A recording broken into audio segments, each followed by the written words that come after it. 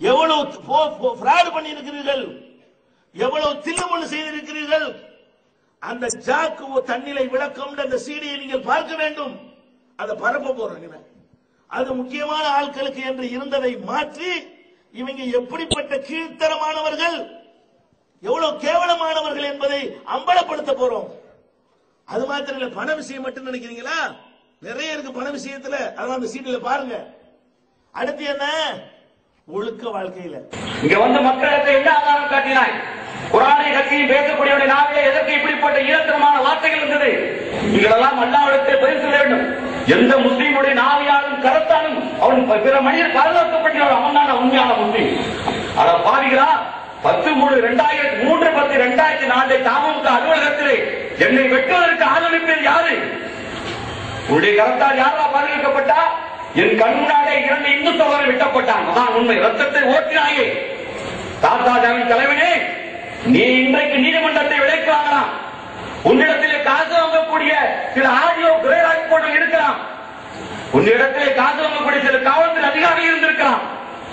அவ்வளவுதான் நாளை மறுமை நாளில் வரமாட்டான். நிச்சயமாக இந்த ரஃபீக் நாளை நான் நீதிமன்றத்தை அல்லாஹ்வுடைய மன்றத்தில் எதிர்த்து வழக்காடினால், பிஜேவர்களே, உங்களுக்கு 70 முழ தண்ணி அல்லாஹ்விடத்தில் இருந்து மறந்துவிடாதீர்கள். நினைத்துக் கொண்டாய ரத்தம் போட்டுவது உன்னுடைய கரத்தால் எந்த முஸ்லீம் பாதுகாக்கப்பட்டான்? இல்லை. ஒரு மனிதனாகி வாழ வைத்திருப்பாயா? சொல்லப்படான்.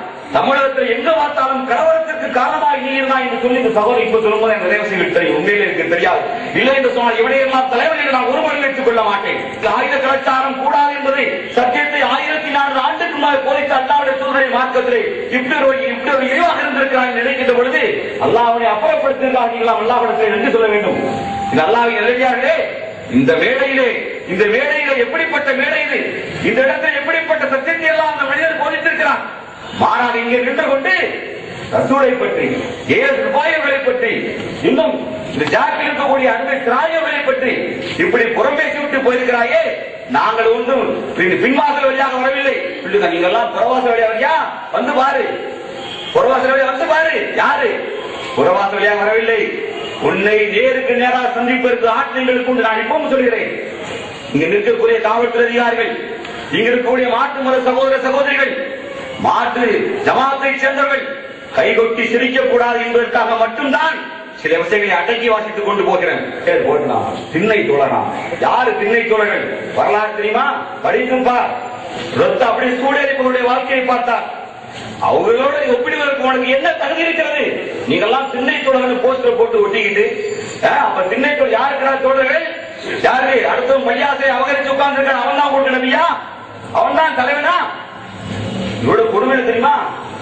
விசாரணை நடக்கு. மரிய ஜார்ஜி மதிப்புக்குரிய உதவி காவல் ஆணையர் மரிய ஜார்ஜி முன்னாடி கேட்கிறாங்க, நீங்க வந்து இப்போ தனியா தான் அமைப்பு வச்சிருக்கீங்க, ஜாக்ல கிடையாது. இல்லையா, நான் இப்ப ஜாக்ல இருக்கேன் அப்படின்னு. யாரு? நபி மேலப்பாளைய லோக்கல் நபி சொன்னாரு. பொய்களை சாட்சி 10 பேருக்கு கொடுக்கிறேன் என்றால் எந்த மேடையிலும் பேசவில்லை. அன்பார்ந்த சோழர்களே, எந்த கேசட்டிலும் பேசவில்லை, எந்த ஜுமாவுடைய மேடையிலும் பேசவில்லை. தங்களை தூய்மையானவர்கள் சஹாபாக்களுக்கு ஒப்பானதாக கருதி அடுத்தவரை மட்டம் தட்டி ஒண்ணுமில்லாமல் ஆட்சி நினைக்கும் பொழுது அவருடைய தூய்மை தன்மை லட்சணத்தை வெளிப்படுத்த வேண்டுமா வேண்டாமா? வேண்டும். சைஃபுல்லா ஹாஜா என்பவர் சட்டக்குறைய ஒரு 10,000 ரூபாய் வரை சம்பளம் வாங்குகிறார்.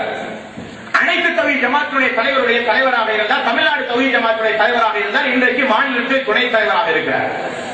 இவருக்கு இந்த சம்பளம் வெளிநாட்டில் இருக்கிற அமைப்பின் மூலம் வருகிறதா இல்லையா? முதல் கேள்வி. எங்களின் மூலம் வருகிறது என்று பகிரங்கமாக சொல்கிறோம். எங்களின் மூலம் வருகிறது. எப்படியாவது அவருடைய குடும்பம் நடக்கட்டும், அவரை பற்றி பேச வேண்டாம் என்றால் நம்முடைய தலைவர். அவரை பற்றி பேச வேண்டாம், எப்படியாவது குடும்பம் நடக்கட்டுமே என்றார். நாங்கள் இதுவரை பேசவில்லையே. அமைப்பை அழிக்காமல் விடமாட்டேன். உளவுத்துறை அதிகாரிகளை குறித்துக் கொள்ளுங்கள். இனி போராட்டம் நடத்தியாவது இந்த ஜேஐடியை இல்லாமல் ஆக்குவேன் என்றால் எப்படி விட முடியும்? ஒரு தனி மனிதன் காசு கொடுத்து ஒரு கூட்டத்தை திரட்டி நாயகத்திற்கு அல்லாஹ் அக்பர் என்கிற முழக்கத்தோடு ஒரு அமைப்பை இல்லாமல் ஆக்குகிறேன் என்ற அகம்பாவத்தோடு ஆணவத்தோடு நாட்டில் நரம்பில்லாமல் பேசுகிறான் என்றால் எப்படி அனுமதிக்க முடியும்? இந்த நாட்டில யாருக்கும் அமைப்பு நடத்த உரிமை இல்லையா? இந்த நாட்டில யாருக்கும் ஏகத்துவத்தை சொல்வதற்கு உரிமை இல்லையா? தன்னை அபூஜகல் என்று பிரகடனப்படுத்துகிறார். செயல் அப்படித்தானே இருக்கும். சைஃபுல்லா ஹாஜா வெளிநாட்டில் இருந்து பகிரங்கமாக குற்றம் சுமத்தி சொல்கிறேன்.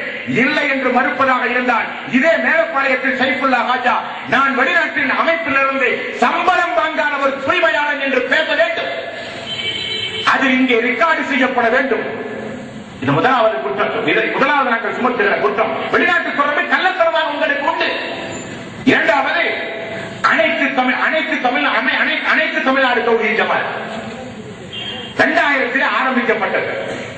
வெளிநாட்டினுடைய உதவி, வெளிநாட்டு அமைப்பினுடைய உதவி நீங்கள் வாங்கவே இல்லையா? இலங்கையில் இருக்கிற ஜம்மியத்து சபாப் என்று சொல்லப்படுகிற ஒரு அமைப்பை நடத்துகிறார் என்னுடைய நெருக்கமான நண்பர் மிஸ்டர் ரஷீத் என்று சொல்லப்படுகிற ஒரு மௌலவி. அவரிடமிருந்து 5.5 லட்சம் ரூபாய் ரொக்கமாக ஒரே தொகையாக ஒரே நாளில் மேலப்பாளைய பகுதியில் திருநெல்வேலி மாவட்டத்தில் ஒரு பள்ளி கட்டுவதாக வாங்கி வந்தீர்களே பாதிகளே, அந்த பள்ளி எங்கே? இந்த திருநெல்வேலி மாவட்டத்தில் எங்கே அந்த பள்ளி? எங்காவது ஒரு கூட்டத்தை நாங்கள் பேசியிருப்போமா? எங்காவது ஒரு இடத்தில் இந்த செய்தியை நாங்கள் சொல்லி இருப்போமா? நாங்கள் பள்ளி கட்டினால் 10% கமிஷன் அடிக்கக்கூடிய கூட்டம் என்று பேசுகிறீர்கள். அல்லாஹ் அறிவான். கமிஷன் ஒன்றுகள் நீங்கள் வாங்கி தந்திருக்க வேண்டும், அல்லது வாங்கும் பொழுது நீங்கள் பார்த்திருக்க வேண்டும், அல்லது கொடுத்த நபராவது உங்களுக்கு சொல்லி இருக்க வேண்டும். மூன்றும் இல்லை. பள்ளி கட்டுகிறார், கமிஷன் அவர்களுக்கு வருகிறது. சரி, அப்படியே வைத்துக் கொள்ளுங்களேன். பள்ளிக்கு வாங்கிய பணத்தில் பள்ளியே இல்லையே பாதிகளே, அமைப்பினுடைய பணம் அல்லவா அது? அது போகட்டும். திருப்பூர் கோவை மாநகரத்தில் இருக்கிற திருப்பூர் மாவட்டம் அருகில இருக்கிறது ஒரு பகுதி, மங்களம் என்று சொல்லப்படுகிற ஒரு பகுதி. அந்த பகுதியில ஒரு பள்ளி வாங்கி முழுக்க முழுக்க குவைத்தினுடைய நிறுவனத்திலிருந்து வாங்கி கட்டப்பட்ட பள்ளியா இல்லையா?